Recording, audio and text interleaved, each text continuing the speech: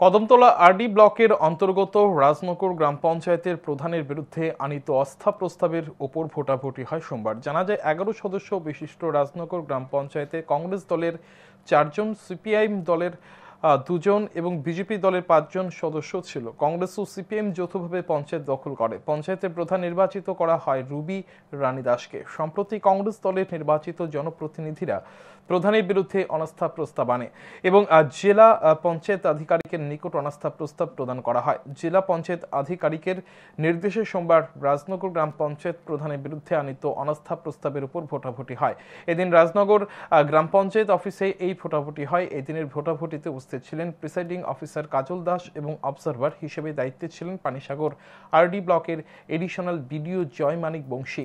এদিনের নির্বাচনের দায়িত্বে থাকা প্রিসাইডিং অফিসার জানান, রাজনগর গ্রাম পঞ্চায়েতের 11 জন সদস্যের মধ্যে এই দিন প্রধানের বিরুদ্ধে আনীত অনাস্থা প্রস্তাবের পক্ষে ভোটদান করে 9 জন সদস্য।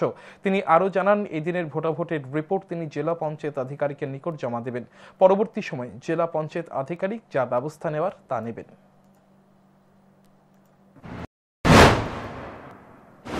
আজ কদমতলা আরডি ব্লকের অন্তর্গত রাজনগর গ্রাম পঞ্চায়েতে প্রধানের বিরুদ্ধে অনাস্থা সংক্রান্ত একটা সভা অনুষ্ঠিত হয়। সেই সভায় আমি প্রিসাইডিং অফিসার হিসাবে আমাকে জেলা পঞ্চায়েত আধিকারিক অফিস থেকে অ্যাপয়েন্ট করা হয়েছে।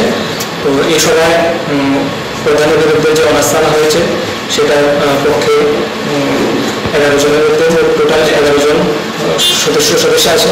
11 জনের মধ্যে 9 জন অনাস্থার পক্ষে ভোট দিয়েছেন এবং 2 জন বিরুদ্ধে ভোট দিয়েছেন এবং এই কার্যপ্রণালী রেকর্ডস এখন জেলা পঞ্চায়েত আধিকারিক অফিসে এখন জমা দেবেন।